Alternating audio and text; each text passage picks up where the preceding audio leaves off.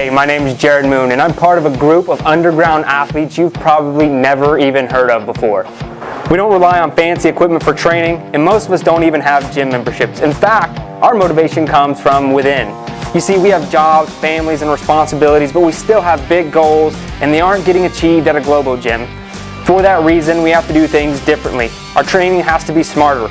We don't have every piece of equipment known to man or a ton of time to train, and we don't need it, because we are achieving amazing things without it. So how do we do it? If you ask your average personal trainer or gym goer, they'd call us crazy. Yet we're seeing results better than most every single day. And it's happening by blending mental training with physical training and becoming an athlete. What we call, and welcome to, Garage Gym Athlete.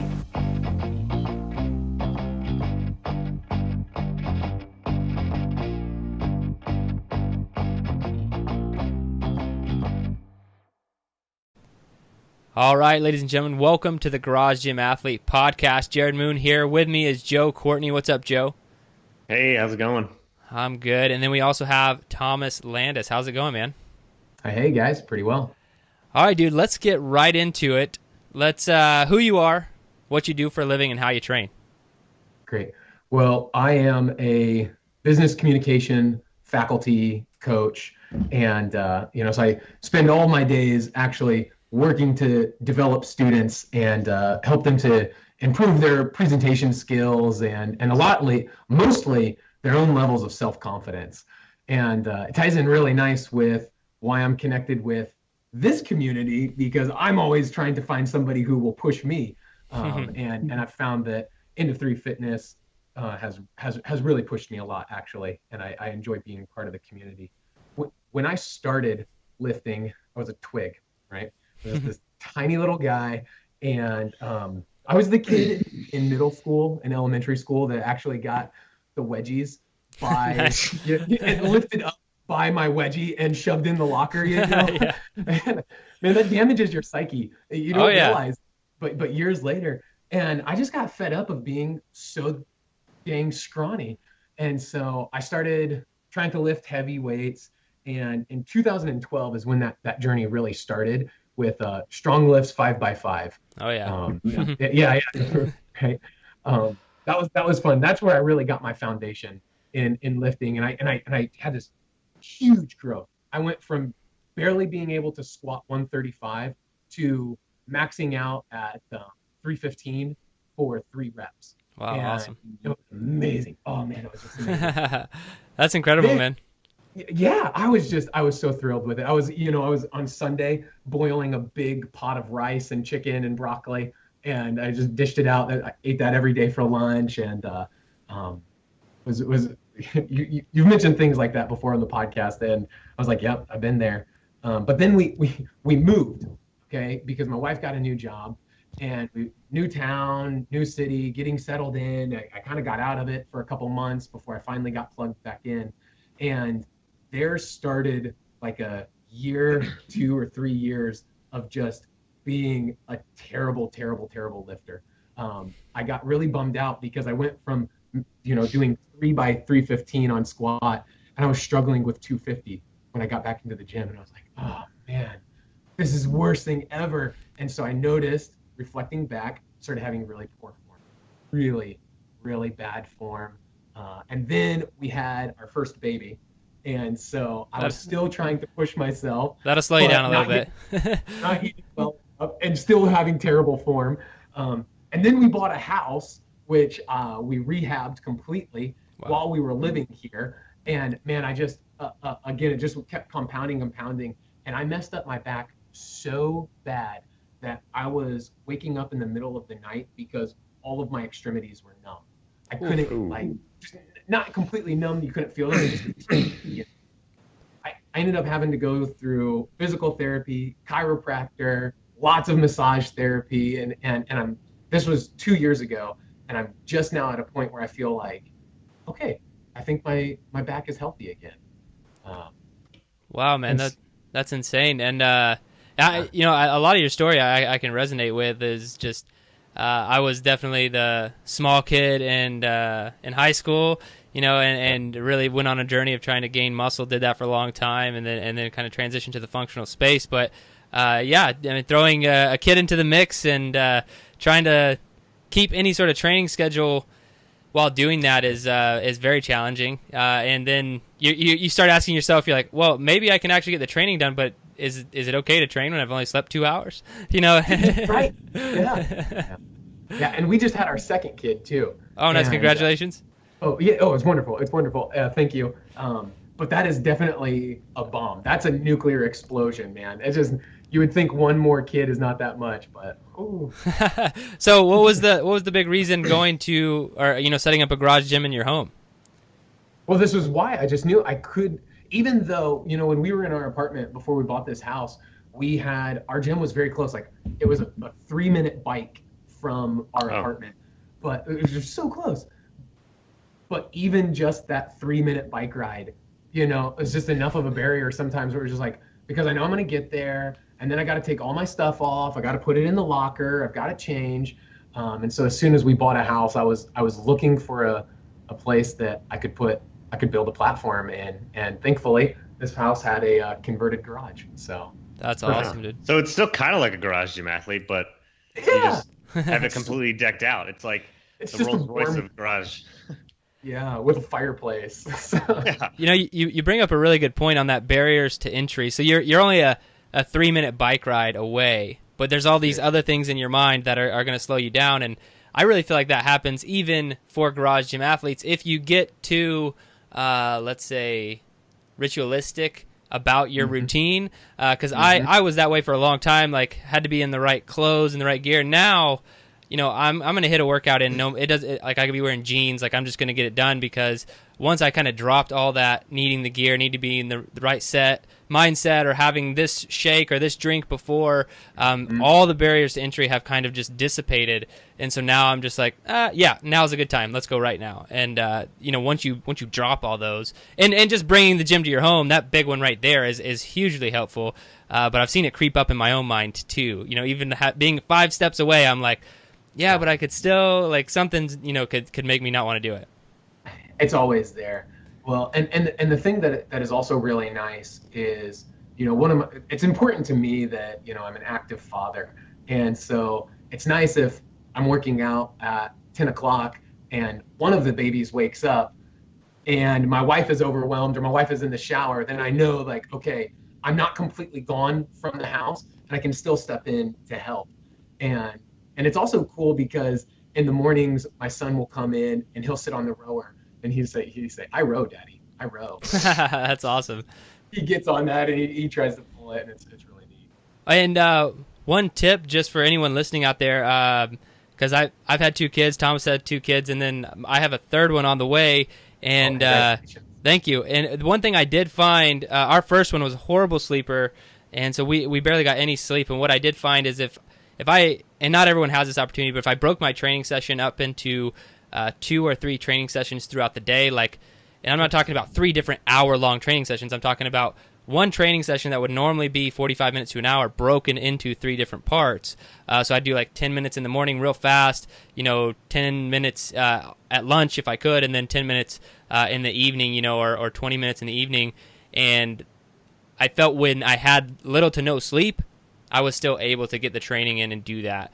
And that's kind of what I found. I do often get that question. Have you found anything that works for you? Trying to juggle all of that, trying to train with young kids? Yeah, I think that's a really good idea. I've never thought about basically taking your blocks and just spreading them out throughout the day. I posted on the Facebook page a while back and I was like, man, I've got to do something, but the time is just in the sleep. And Joe, I think you responded, you were like, well, just do the core, like those, those blocks 2 and 3 are usually, it seems like, the 4 blocks of the lift, and then do some cooling down and you'll be good. And so I found that some days what I'll have to do is cut that down to 20, 30, maybe 40 minutes. And then I still feel good about it. I still feel like, I'm challenging my body and my body is growing. But at the same time, I'm not taking too much time. So what kind of equipment setup you have? All right. Part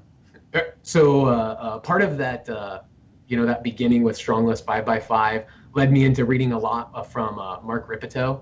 And are you familiar with with that name? Okay, yeah. Well, so I ended up finding a Mark Ripto style squat rack on Craigslist from a town nearby, and I got it for, like 60 or 70 bucks. And so I was like, awesome, just old school 70s style, narrow squat rack. And then I built a platform to go with it, with the horse mat on the side, and then just honestly a cheap Amazon rower that barely keeps time. but it's so it works, right?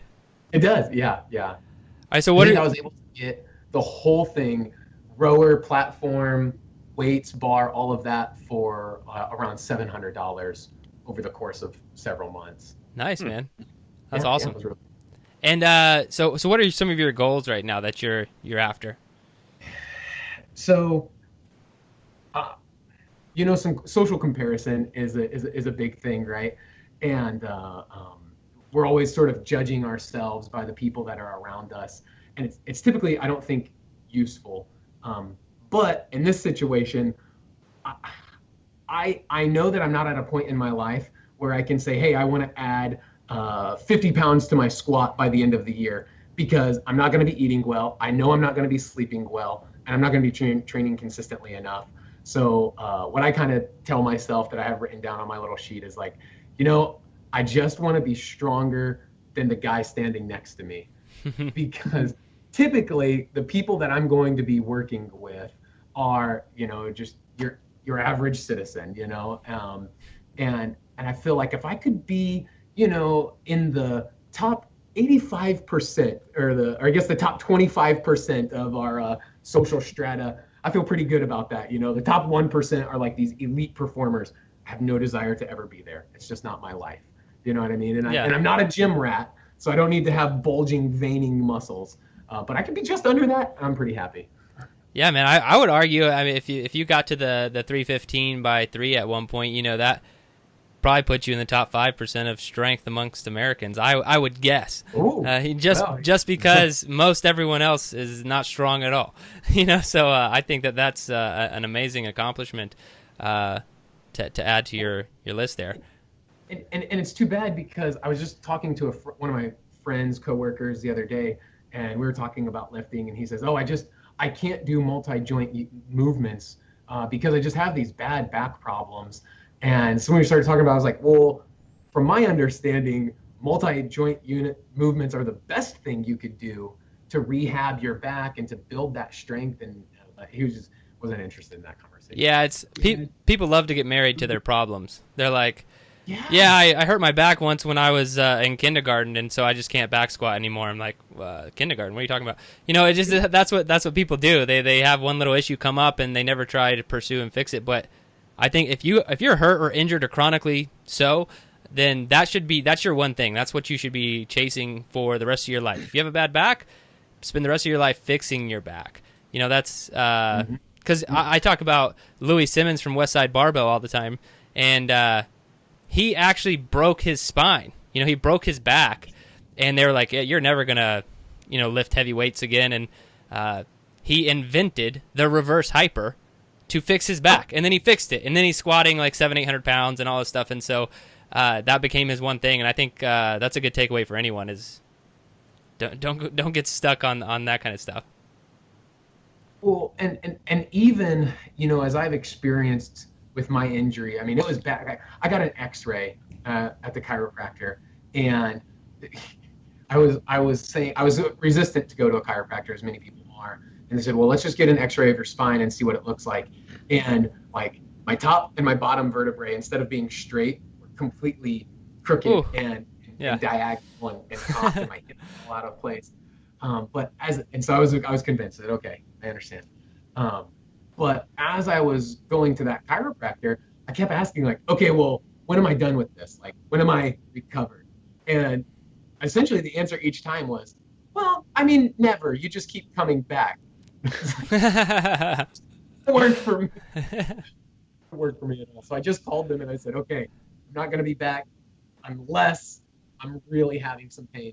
Yeah, just the smallest movements make these huge differences on these really big injuries. So like just by doing hip bridges, really strengthen that back muscle. to help with that injury. Yeah, I talk about that anytime recovery comes up, because I hurt myself and had to go to a physical therapist, and I mean, this was many, many years ago, and he was having me do what I would consider the silliest stuff. You know, he's handing me the pink dumbbells that weigh like 1.5 pounds and like all this stuff, and I'm like, I'm just gonna do whatever he says. And I was there for several months, and hey, problem fixed. You know, I all good to go after seeing that guy. And so the little things do pay off if you see a professional and you're doing it correctly. So do you, with that injury in mind, is that something that regularly you focus on and you're like, okay, I know this might flare up again, so these are the things I need to do to make sure that it doesn't? Yeah, I mean, I don't think about it too often. So it all stems from when I was in pilot training. I basically very badly tore my abdominal wall in kind of like a aggressive hernia situation. And so I had to go to physical therapy to repair that.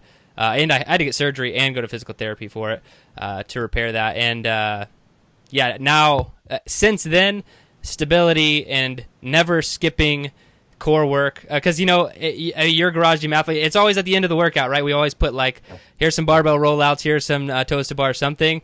And I know, because I see all the data, like if people are going to skip something, that's what they skip. They're like, I did everything, but boom, screw the core. That's never ever me. I'd rather skip something else before skipping the core, just because I know how important it is for me specifically. Yeah, I actually had a shoulder injury about a year or a year and a half ago or something, and it was basically, I was basically fully recovered, but it's more tendon related, so it can flare up. So I always make it a point to do the mobility, the stability. And I just got a crossover symmetry, which those things are amazing for anything upper body. Oh yeah. And then I mean, really, it's prehab. I mean, you want to get to rehab yourself, but then you need to prehab as well, so that you don't fall back. And I might need to get like dry needled again, but I'm still doing all the stability with it. Like we just started programming bottoms up kettlebell press, but I've been doing those for about a year and a half as well, just because those core exercises and stuff will help not make you, will keep you from any future setbacks. I got this book for Christmas, the Tom Brady TB12 method. It sounds kind of like, he talks a lot about pliability. It sounds like that's kind of what you're talking about too, Joe. Maybe I haven't read his book. I'm not a Patriots fan. Have you read anything? He wouldn't touch it. Yeah. All right, man. So where are you located? Bloomington, Indiana. Is it cold? It's freezing. Not as cold as what some of these guys on the Facebook page have been posting. We're not in negatives, but pretty close single digits. Yeah, my garage this morning, it wasn't actually -1, but the feels like was -1. But I guess I had to technically be outside to feel that temperature. I was in the garage. But yeah. So you're boxed in there though. So you're warm? Yeah. Actually, my furnace just kicked on right now, so it's toasty. Although making everyone jealous. That's awesome. Yeah, I feel bad about it. I'm like, okay, I'll never post about my garage. But I do keep the thermostat low enough that when I'm working during the day, I just have these sticky cut-off gloves. So. Hey, I might have to do something like that. I often run into the cold hand computer syndrome when I'm working during the day. Oh, yeah. Joe's like, yes. Finger gloves. Yeah, that we just figured it out. All right, man. So let's go with the hardest workout you've ever done. So I kind of took this a little bit of a different way for me, because the hardest thing for me is consistency and scheduling. And so I would say the hardest workout for me is working out 3 to 4 times a week at the same time every single week, because it just is nearly impossible, both for my personality type, but also just for my schedule, right? Because I've tried waking up early, right? I'm like, okay, I'm gonna wake up at 4:30 every day. Right. First of all, this is what happens. If I wake up at 5, my son, who normally wakes up at 6:30, every single time he'll wake up at 5:45. Yep. Every time, even if I have all of the noise makers on in the house, whatever. Or I'll think that I'm about ready to wake up and he'll want to come in and snuggle. And it's my kryptonite, man. I just I can't not snuggle. Yeah, that's what. Do you live in a one-story house? Oh, hang on, sorry, I lost my sound that time. What did you say? Do you live in a one-story house? Yes. Yeah, that's so. When I moved from Texas to North Carolina, we lived in a one-story house, and it did not matter how quiet I was. Anytime I got up in the morning to do like my morning routine or whatever, Yep. one of our boys would wake up every single time, and I was just like, and I couldn't be more quiet. I could like get out of bed from a vibrating watch alarm, so you don't hear anything. I could just like roll onto the floor and like start doing stretches, and like they would know and like wake up. But the only thing that helped me was we moved into a 2-story house, and now it's like impossible for them to hear anything. They have like little like fox ears or something, man. They can sense it. It's like yeah, they know something's going on. All right, man. So in your opinion, what's the best activity for building mental toughness? The theme of my life right now is children, and that has been the single hardest thing for me in the last 2 years is recognizing and understanding how much headspace these little monsters take. I mean, they're wonderful little monsters, but my wife made this really insightful comment. It was so valuable. It was like, 4:10 in the morning, and this was the third time that one of the kids were awake, and she said, "You know what I just realized? My time is not my own. It doesn't belong to me anymore, because these kids need me more than I need me." And wrapping my head around what it means to be providing for somebody who is 100% dependent on you has been the hardest thing for me mentally to get into, because it shifts every paradigm. Oh yeah, and it's almost like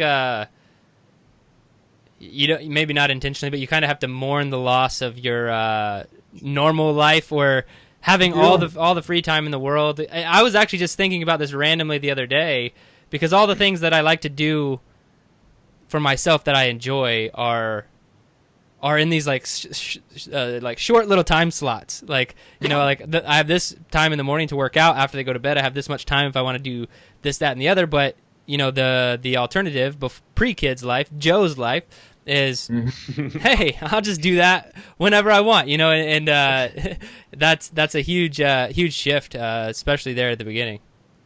I was feeling really down for some reason the other day, and I kept saying, man, when we didn't have kids, we ... I was like, if we didn't have kids right now ... And Rachel was like, you have to stop saying that. Yeah, you have to ban that word from your vocabulary. Oh yeah, for sure. So basically, you guys are saying I have zero excuse for anything. Right? Yeah. If something doesn't get done, then you just didn't feel like doing it. That's the bottom line. I'm just lazy. Yeah. Well, I think kids make you more productive out of necessity, because you're either going to realize like, all right, I'll just get nothing done but be a good parent, or I'll try and take care of myself a little bit too and my kids, and so I'm going to have to be super like scheduled and have a routine and all that stuff. It's like one or the other. And it's virtually impossible to try to get things done while my kids are present. And I don't know if it's just because I'm kind of dumb, but my brain just doesn't have the capacity for it. Even last night, I got a new computer and I was trying to get it set up, just downloading different programs, and I'm holding my 4-month-old, and every time I look away from him to click something, he starts screaming. I'm like, okay. You've got me right now.